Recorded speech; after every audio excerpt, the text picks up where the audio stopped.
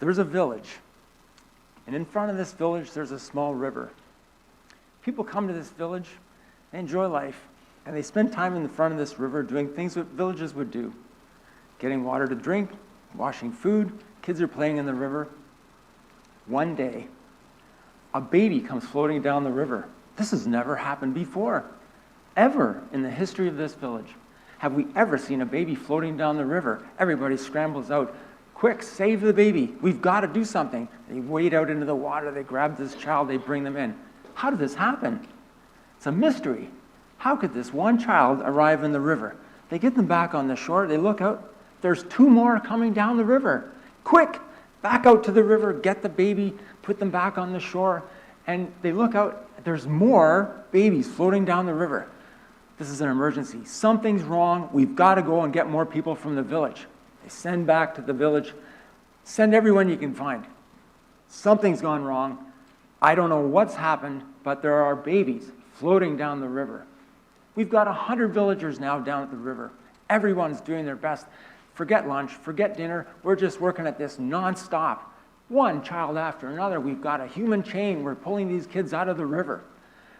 We're really feeling good about ourselves because we're helping these babies. We're pulling them out of the river. We're saving them one by one. 4 out of the 100 say, I wonder where these kids are coming from. Isn't it odd that we've been doing this at the river for the last 100 years, and we've never seen a baby float down the river? And today, of all days, we now have 100 babies floating down the river. Where are they all coming from? You know what? That's a great question, but we just don't have time to answer that right now. We're too busy. We are super busy pulling these kids out of the river. We'll deal with that later. What we really need to focus on is finding a more efficient way to pull the babies out of the river. The forest said, actually, I think you might be wrong. I think we need to go upriver and find out why is this happening in the first place. I said, fine. If you need to go, we're too busy. We have to stay here. So off they go. The 4 head upriver. They turn the corner and they look at this village. They've been there before. It's gone. The village is decimated. The river that used to run through it as a nice flowing stream is now this raging torrent. They found one of the villagers and asked, what happened? This used to be a village much like ours, and now it's destroyed. What happened? The dam broke. The dam broke. Just 2 days ago, we had this huge storm, mudslide, the dam broke. The small stream that used to go through our village, under control, came through as a surprise. And everyone that had run, walk, get out of the way, they ran for the hills. The kids that were left in the middle of the village were caught up in the stream and were sent flying down this stream of water and around the corner, never to be seen again. They said, oh, this is terrible news. He said, good news. We've been able to catch a lot of your kids. We've saved them down the stream. They said, well, that's fantastic. What can we do to help? They said, we really need somebody to help us fix the dam. If we could fix the dam, our village, we could work on putting the village back together and everything would go sort of back to normal. We could bring the kids back to the village. So that's an interesting story. Trying to find solutions upstream. If I go back and I look at every country around the world, without exception, they've all got what's called human services.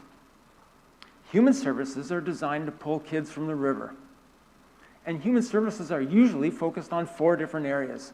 So we've got social services, we've got education, we've got health services, we've got justice. And governments spend a lot of money in these 4 different areas. A lot of money. Each one of these different departments works independent of the other. Every year, every one of these departments fights for funding. You know why? Because they're so busy pulling kids from the river. We need more money. There's more people coming every year than we have funding. So we need to fight for more funding to make sure that we can pull these kids from the river. All 4 areas are pushing for funding. And we think, wow, how are we going to fix this? We need more social workers. We need more teachers for the classroom. We need more nurses and doctors for the hospitals. We need more prisons. We need more of everything. You think, does this happen everywhere? Actually, it does. If I look at the US, and we look at the US and say, well, that's a pretty sophisticated, mature market. They have funding. They've got things pretty much under control in terms of having systems in place to help people, right? How much do they spend on that? It's like, well, that's a good question. Well, we all know they spend a lot of money on national defense, right? Everybody knows that, right? National defense is a huge budget item. So when we think of the US, we say, well, there's a country that values defense. You can see it in the news every day. Massive military power. They spend a ton of money on defense. Guess what? They spend more on human services than they do national defense. Say, is that right? Yes, it is. Let me show you. You say, well, how much did they spend on social services? $882 billion last year. Really? So how much did you spend on national defense? Well, it was just over $596 billion. They spent more on social services than they did on national defense. But wait, here comes health. $936 billion in health. Here comes education. Another $73 billion, and justice is $28 billion. So there's a lot of money being spent in human services.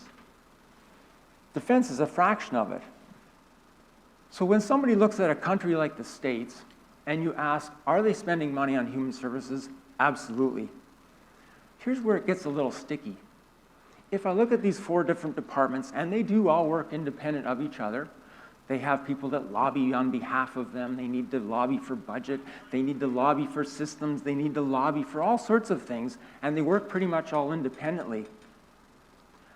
When you're on the other side, and you're a client, these 4 things are not separate, they're actually one, and they're somewhat connected. So as a client, I'm now working with you, and there's a thread, and this conversation goes from one department to the next, and then back again. And think, okay, so that's a transactional environment. Yes, it is. What does transactional mean? It means I'm measuring how many people did you graduate this year? How long is the emergency room lineup? How long did it take to get an MRI? How long did it take for you to see your courtroom case go through? All of these things have quantum kind of mechanics behind it that says, okay, how are we measuring all of these different transactions and ensuring that that machine's running efficiently? And this system works great as long as there's a balance between how much money do we have to spend and how many services do we have to deploy. As soon as this is no longer in balance, we have a problem. And you can hear it in the news now. It doesn't say we've got a problem.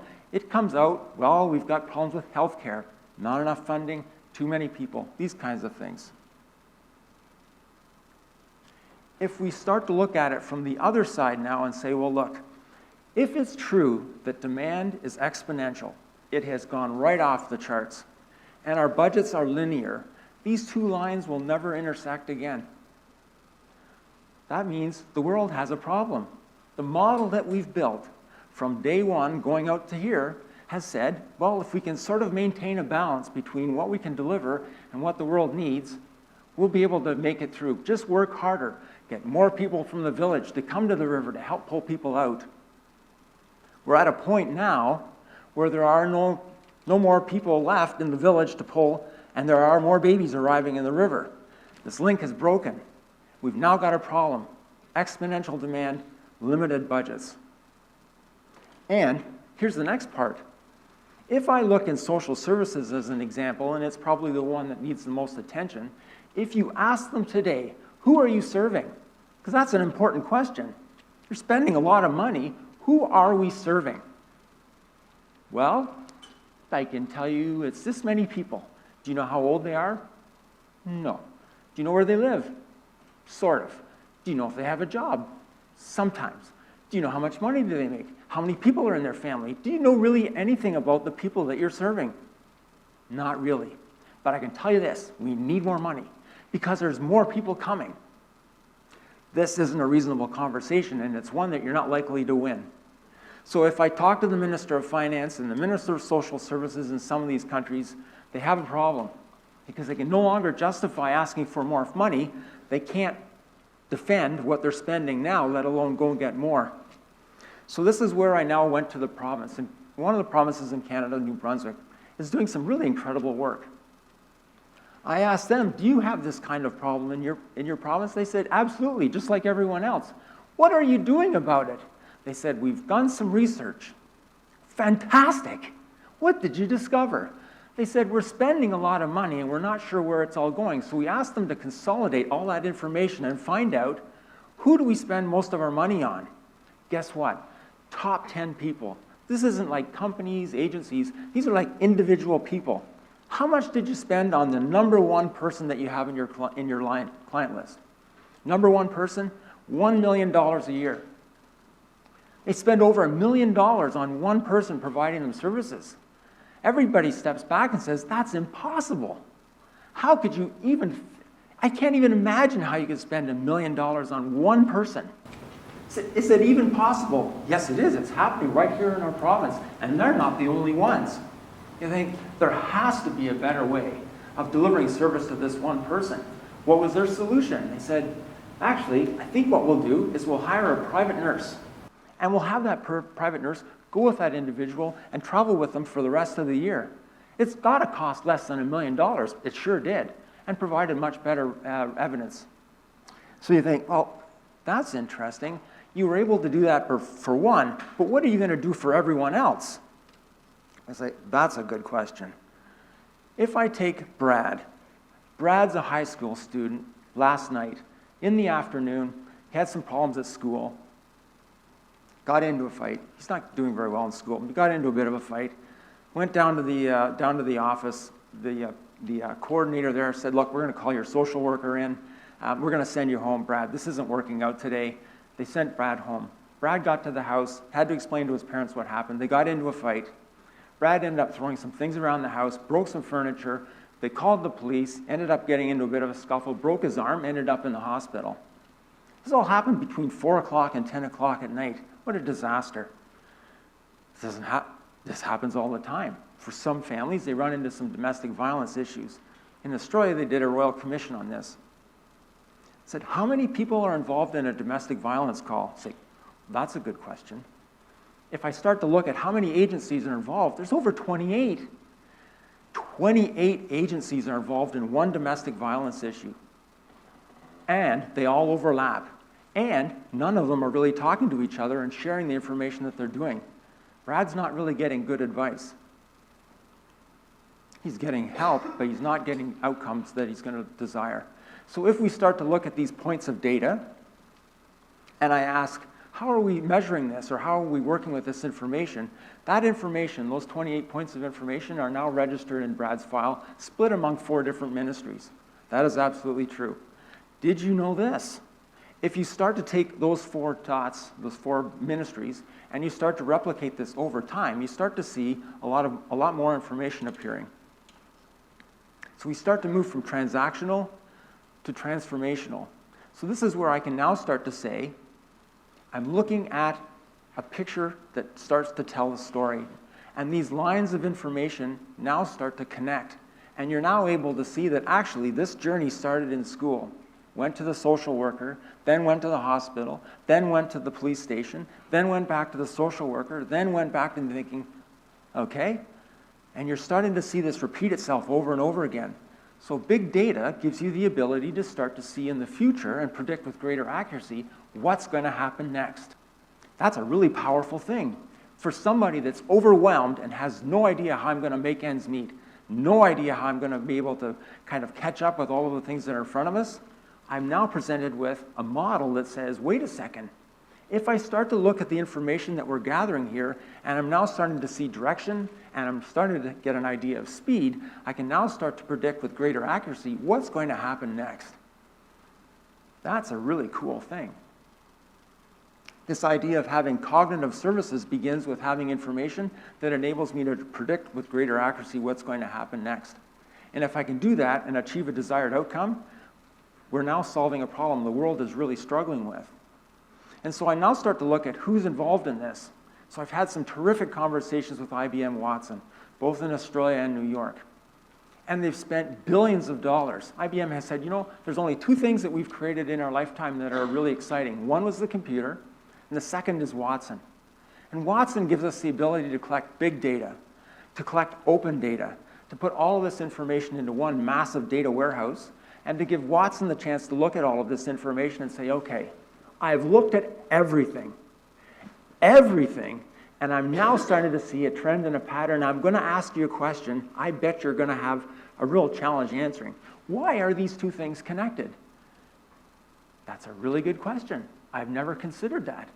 You should start considering it, because these two things happen a lot when these two things happen in directions. So, okay, if these things are true, I can now start to make better, accurate predictions as to what's going to happen next.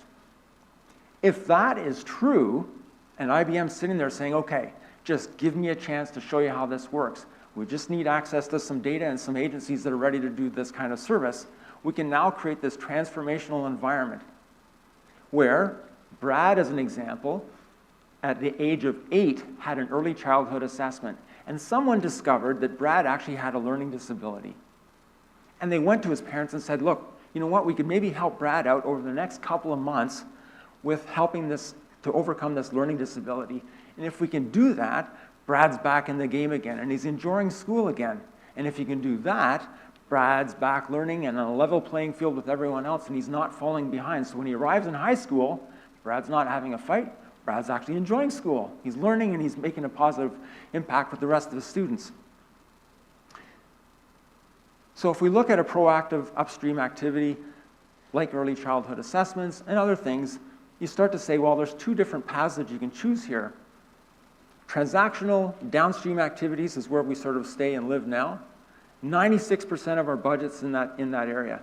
4% is now in that upstream area, where we're saying, I wonder what's going to happen next. I wonder if we look at the data, can we predict what's going to happen next? And so the next question that we have to ask ourselves is, the world really can't wait for some of these things to happen. And we're all waiting for the government to start working smarter. And so to do that, and I've worked in 15 countries, 5 different continents, I work with thousands of agencies all over the world, and they're all struggling with this problem. And I hate to see people try hard and struggle when you know that there's a solution that could help them. One of the things that we do really well here in Waterloo Region is we look at a problem, we put our heads together and we say, okay, what can we do to help that person do better? What can we do to help them? Try hard. They're trying. Work smart. We're smart here. Let's do something special. So we said, look, I have an idea. Let's create this Institute for Cognitive Human Services. Let's make it easier for other people to be able to get templates to say, look, I'm going to help you accelerate your learning in how to do cognitive human services. I'm going to help you provide mentorship so that you can now get hooked up with other people that are doing the same thing, so you don't have to struggle. And it won't take you as long to get there. So this idea of setting up a Cognitive Human Services Institute here in Waterloo Region is not just to serve Canada, but is to help the world in its journey in accelerating its way towards cognitive human services. So as we leave this conference today, and as if you're watching this somewhere else around the world, really, I ask you, how can your government can begin doing more with less?